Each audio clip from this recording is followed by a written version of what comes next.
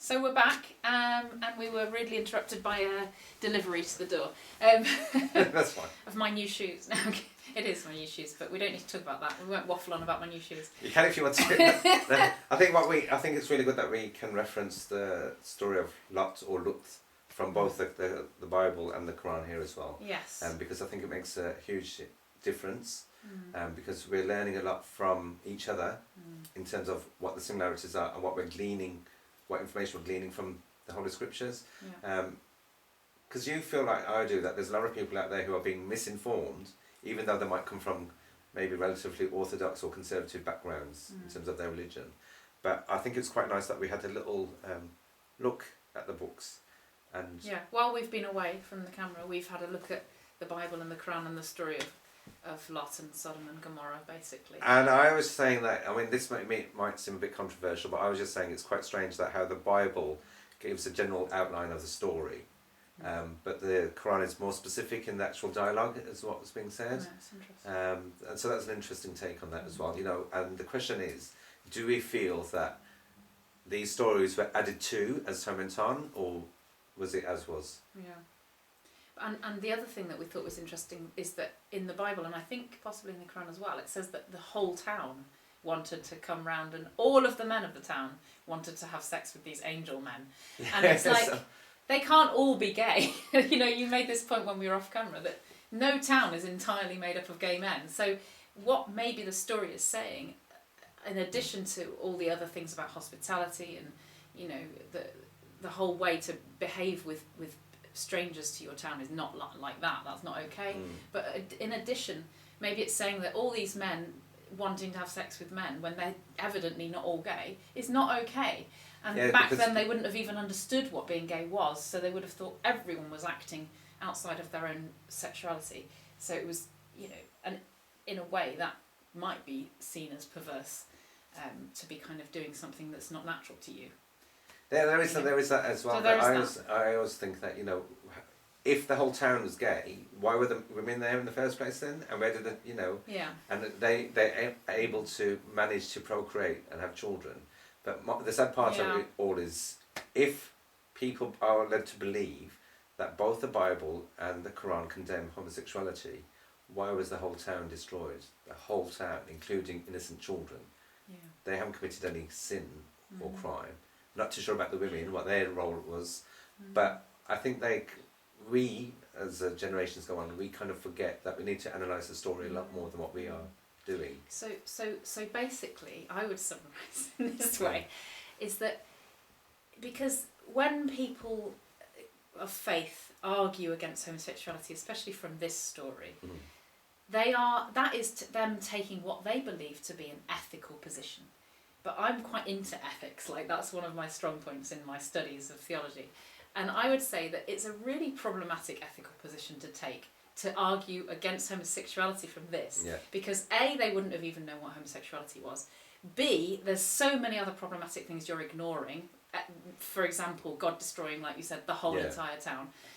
Women being just basically abused and given up for rape by the whole town of men, and then gang rape. And then possibly just there just to procreate, like one of the recent protesters had said, women are there for men's pleasure. I don't know if you've seen that. Yeah. So there's so many problems. So this is what happens though, isn't it? In a culture that argues only against homosexuality in a passage with so many issues in it like that, so many ethical issues as I would see it, that you end up actually enforcing and reinforcing more abuse in church and mosque and everywhere in your group of, you know, people of faith, because you then have ignored all of the terrible things that happen to women in the story, for example, and you then have people saying, oh, women are just there for sex, women are just there for procreation, women are up for grabs from any man, from gang rape, from anything. Women are literally, and probably back thousands of years ago when this first, certainly in the Torah, was written. I don't know, I can't remember when the Quran was written. I'm very ignorant about the Quran, but it was later. That, you know, that this story was so ancient that probably they didn't see women as you know, for a long time women were seen as people that didn't even have souls. They were little better than an animal, you know, weren't rational. There was a lot of Do we still think that about patriarchal women now? oppression. No, we don't think that about women. But the kind of reading like the Bible and the Quran like this, you know, from the perspective of 21st century people, you are basically saying it's okay to carry on with those kinds of views, and it's not. And this is why I think when I look at the protests outside the primary schools in particular, and how they're coming across with the Muslim kind of rhetoric to say this is against our religious conservative moral values, and that's why I challenge them and I ask them to rethink and reflect on what it says in the Quran as well, because I always say look to the metaphorical rather than the literal, you know, and you've quite highlighted that really well.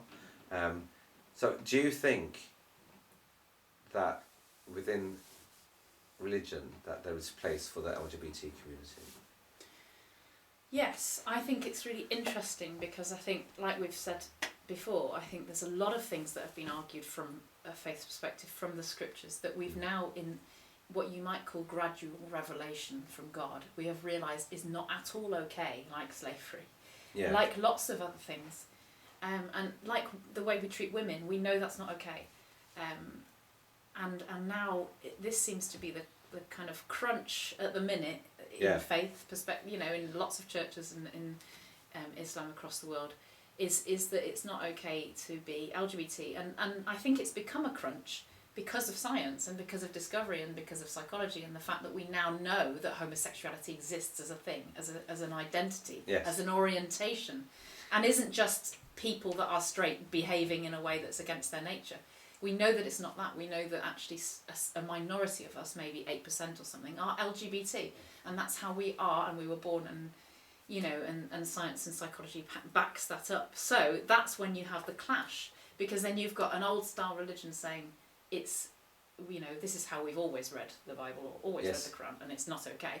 And then, you know, the other side is saying, yeah, but that's super cruel because these people actually are acting in their natural that is their natural way to be. It's unnatural for them to be with someone of the opposite sex. Or but then the other side to that is, and I know I've had it recently as well, is that people are saying that you know, homosexuality in the UK in particular was only decriminalised 50 years ago, because, and you know, following on from the Stonewall riots, and then it's only recently that the World Health Organization said it's no longer a mental health issue. Likewise with trans has only recently been declassified as a mental health issue. So how have you had people say that type of thing to you, or what, that because it's so recent therefore it's not true? No, not really, I don't think, but I guess that people could say that. But what I would say is, but there's lots of things that, you know, that we gradually discover, unless you're going to say that you don't agree with all science and all psychological and understandings of things, you know, and some people of faith, I'm sure, would do that and just say that the earth is flat. You know, there are more and more people that are believing this kind of thing. You know, we're going back to this kind of thing now, and conspiracy theories about things like that. But I think if you're a serious-minded person of faith, you don't write off all science. You believe, and actually it's fear-based. If you write off all science, your faith is based in fear, because you're afraid of what science is going to discover next and whether it's going to break apart all of your religious understanding of the world. And I don't live in fear as a person of faith. I live in faith. And I live knowing that any discovery we make will lead us closer to God, not further away. And it's a breakthrough. But I think even... And we'll learn and we'll understand our faith better with it, with the science. And that's why I say that they're powerful tools, because it does look at issues like faith and science and how it can be complementary of one another rather than separate issues. And I think when it comes to being LGBT, when we say it's innate, you know, our sexual orientation or gender identity is as much part of our being as is our hair colour or eye colour. People don't seem to understand that, but they won't understand it because they're not us, if that makes sense. Yeah.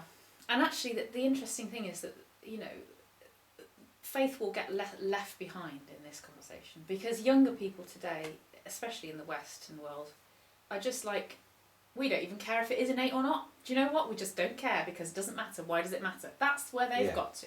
They don't even care if it's innate or not. You know, here we are, you know, arguing because we know that it's innate in us. And we think that we've got to convince people of faith that it's innate so that they stop being whatever, horrible to us or whatever. But then there's younger people, younger than us, saying, we didn't care. You know, there is that there are some people who don't care. You know, we should be able to live how we want to live. And they're quite empowered and they're quite confident individuals. But unfortunately, there's a number of individuals coming through communities who are feeling somewhat isolated or persecuted or repressed because they're LGBT, specifically, from the South Asian faith-based. So and there is still that an as issue well. for those And it's people. an issue, and I think that's why I believe that even though we decriminalised homosexuality so many years back, we've got equal rights as much as our heterosexual counterparts. There is still a long way to go, and I think having these kind of protests within the primary school is not helping matters. Out of 600 pupils, there's bound to be a couple of individuals who are going to possibly question at some point and come through as LGBT. And that's why I think that when we talk about Holy Scriptures, whether it's the Christianity or Islam or any of the other Abrahamic faiths, then we need to look at how God created us as individuals and what Allah wanted from us. And only recently I said, that as brothers and sisters, because that's how we're defined in the Scriptures, that we should be uplifting one another and supporting one another, rather than play silly power games and be competitive and try and denigrate individuals, whether they're LGBT or not. So there's still a lot of work to be done. Government legislation in particular, even though we applaud it on the one side, I keep saying it doesn't transfer very well to BAME communities. So that's something that we need to address as well.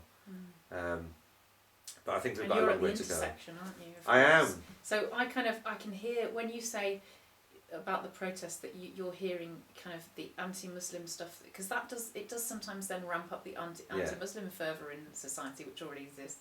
And then you're also at the intersection because you're a gay man, and you're hearing these Muslims being anti-gay, and then you're kind of thinking, oh, I'm being kind of attacked on both sides. Yes. I identify with that because I feel like I've come across that quite a lot in my life as a Christian gay person, but I suspect it must be even more ramped up for you, and with the intersections of being a non-white person.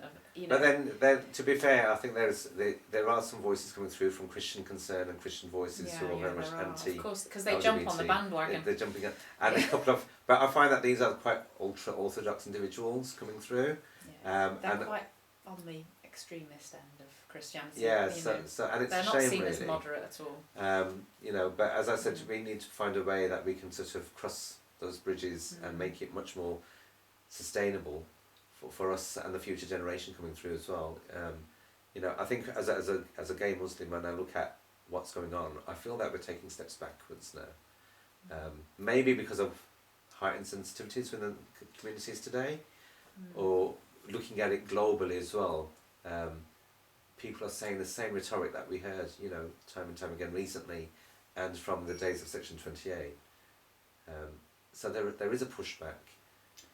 Yeah, and this is why, on a personal level, when I saw the protest as well, I kind of felt a bit of fear, a bit of apprehension, because my wife and I have also got a 5.5-month-old child, and for me it's really important that he's taught at school that his family is okay, as well as other more common families, like with a father and mother, that it's okay to have two mums, it's okay to have two dads, and he exists as well as a child. He is here, he's there, he's our child, and to learn about himself and his part in society, his part in this world, his place, in this world, then that's really important to me. And so it breaks my heart that they would maybe start to then back off the government and allow schools to opt out of this education, which is so vital. And like you say, it feels like we're going back to that whole Section 28 fear place, fear-based education, where we think, oh, we don't want to upset more religious conservative people. We don't, we don't want to push it too much. But actually, what about they say, oh, you shouldn't be teaching. What about the children? You shouldn't be teaching them about gay people. But I would say, what about the children that are gay? What about the LGBT children? Don't they need to learn that it's okay? But then the other side to that is like, why do we teach children about straight couples? Yeah. Because at the end of the day, look, we're human beings, aren't we? Some of us have, we have relationships, long-term, short-term, one-night stands, families. Yeah. And some people will say, well, you're two women, how did you have a child? You know, but then we need to look at ways to, I wouldn't say counteract, but give them the reality of the situation is that, you know, LGBT couples now, they can adopt, foster, surrogacy. There's plenty of different ways out there to have a child. And people are ignorant about all the straight couples that are far outnumber the lesbian couples that have donors. Loads of straight couples use donors. Exactly. But you don't know because you assume that they've done had the baby together. A lot of people can't have their own children. You know, would we say it was unnatural for them to use a donor? No, we would be pleased that they could have a child that way. You know. Yeah, and that's what people say. You know, about the faith, and this is against the faith, and I think what we have to do is differentiate, and I'm sure you'd agree that differentiate between the religion, tradition, and culture, and patriarchal oppression as well, because who has got the upper hand? And as I said to somebody recently, look, in terms of in the UK anyway, LGBT rights have only been here since 2003, really, when Section 28 was abolished. So just because we've got a little bit of a platform, you've got some quite strong vocal individuals who are very much, you know, of the Christian faith or Muslim or whatever, saying you shouldn't be speaking up, basically is what they're saying. So they're censoring us. I think they're kicking back as well. But if we've only got so much of a space on the platform, it's almost like they're shoving us back into the... Yeah, they're trying to. But I think this is what I've noticed is this happens when they actually feel that they're losing the argument. They're losing the battle. And so it happens, I've seen it happening in Christianity as well, is that the more you're actually starting to win it, the more you get the nastiness and the aggression and the anger coming out from certain people, conservative people, because actually I think it's because they fear and they know that they're losing. So actually I want to keep that hope for anyone watching as well. That actually I don't think it necessarily is going backwards, although there are some more vocal people. At the minute it feels like there are people that are being louder about being discriminatory against not just LGBT people but also Muslims and all sorts of different people. But I think that actually sometimes in terms of LGBT people I think it's a kickback as well. I think it's a kind of a death rattle or something of the very conservative people that kind of feel they're losing the control and the power and the argument and want to take it back when actually they can see that the young people, you know, really don't care and the battle's going to be lost. Do you think? Yeah, I do, and I think people get more angry because they know that, and you know, what worries me is sometimes the reaction of people in power. Is, you know, for example, government ministers going, oh, we're not like sure. David Hines. Kind of almost backing up the protesters and that because they're afraid or whatever. Or certain schools, I think, have also kind of been a bit afraid. And I think people need to just stand up for what's right. Yes. We know what's being taught, and what's being taught is perfectly age appropriate. It's really useful for the people that might have families like mine, or might be LGBT themselves growing up. And that's what we have to hold on to. We need to be brave, and you know, and hold on to that, and not kind of just let prejudice win in that way. Yeah, I think what's the good thing about it is that we don't always necessarily want labels, you know, in terms of who we are, but I think you being, you know, gay Christian or lesbian Christian, and me being gay Muslim, I think it's good that we have people like ourselves, that we come in to talk about it. We're not hiding our identities or our being.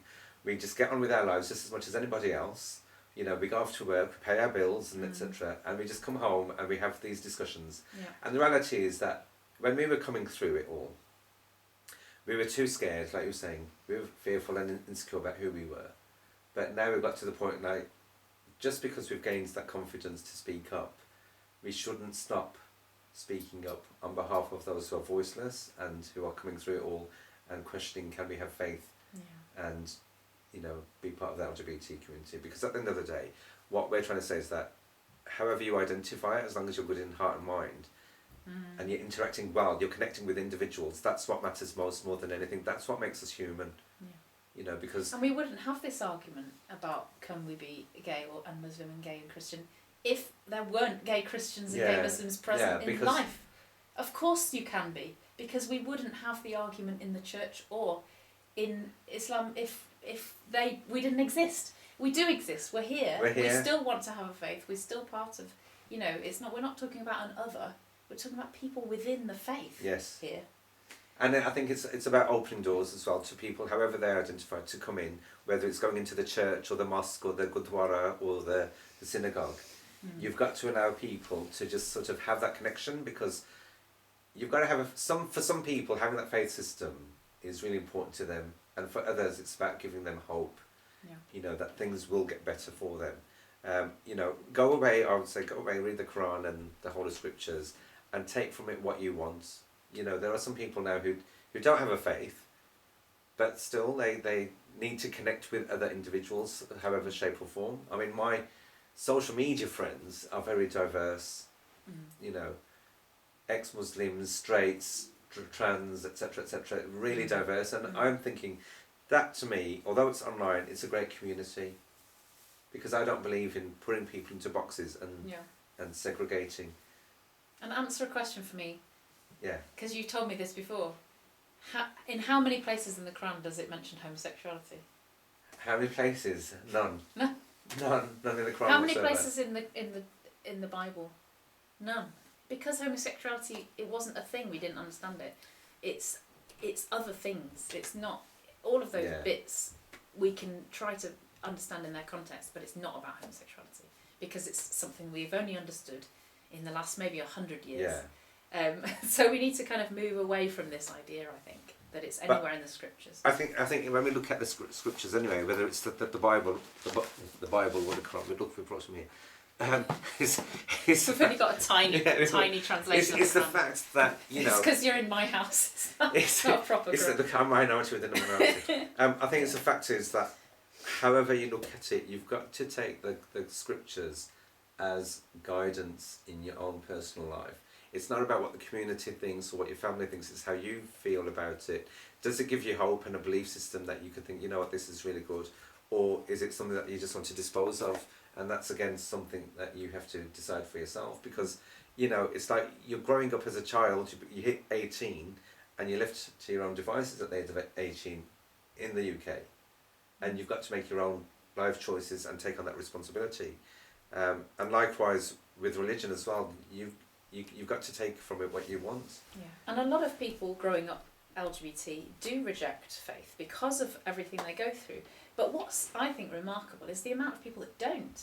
And that shows that faith is very, very deep down, you know, and also I read somewhere that apparently LGBT people are more likely to be spiritual than other people, which is really interesting in itself. Because, again, it's about having that faith system, or having something that you can believe in, something quite tangible.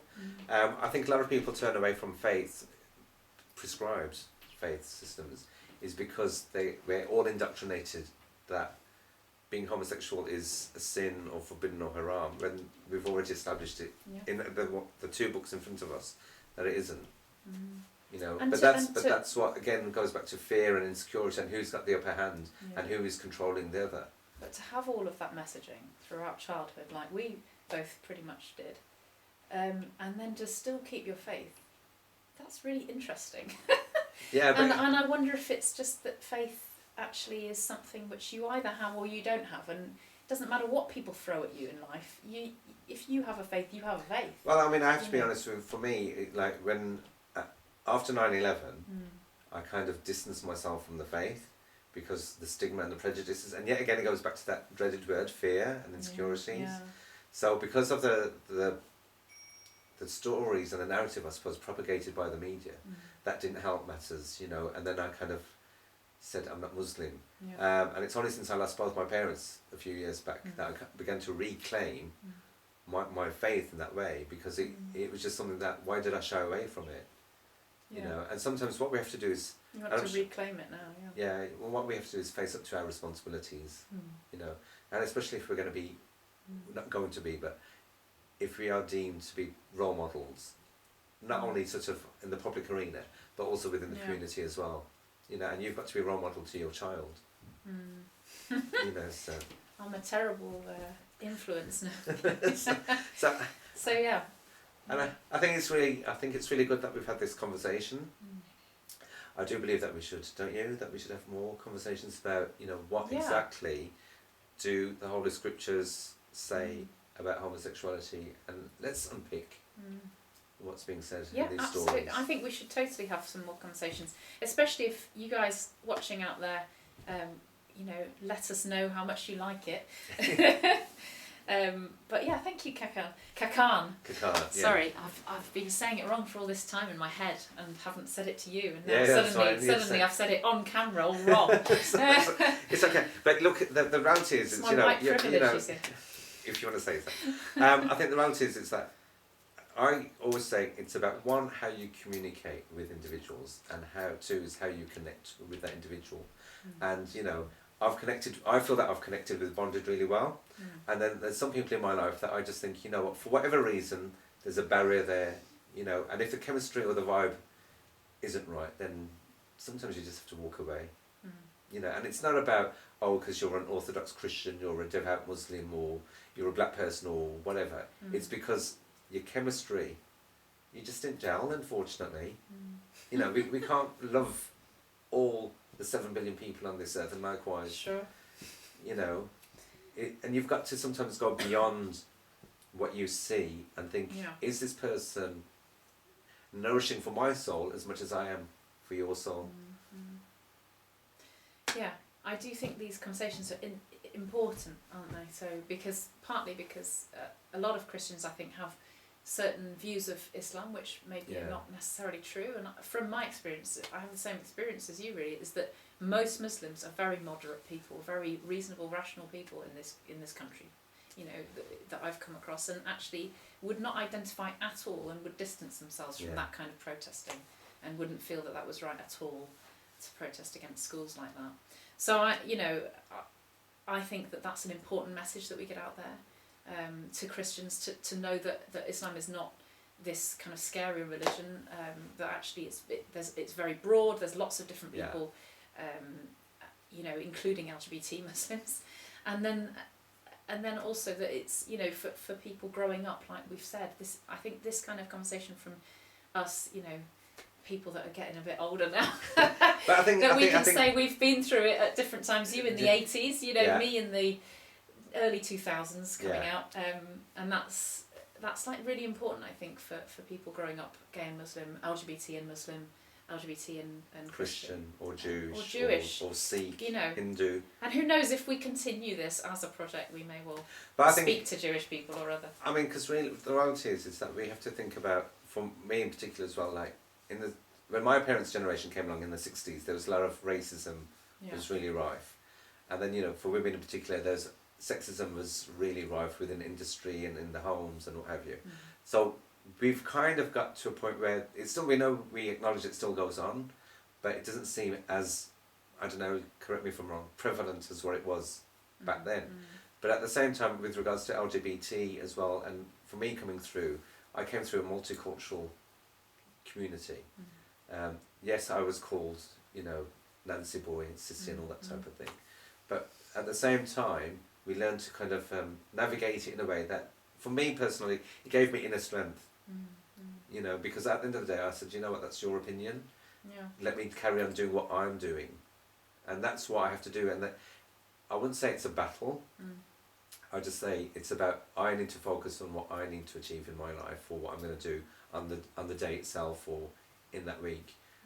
So sometimes we have to be more objective than subjective. You know, and focus on what is good for us, what makes us move forward. Yeah.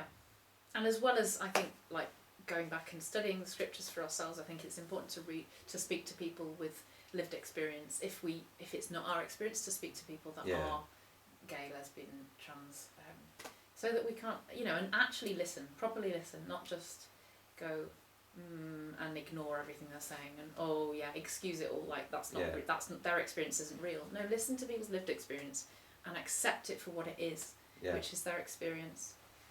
Don't dismiss it. I think that's so go away and kind of study for yourselves and and also speak to people.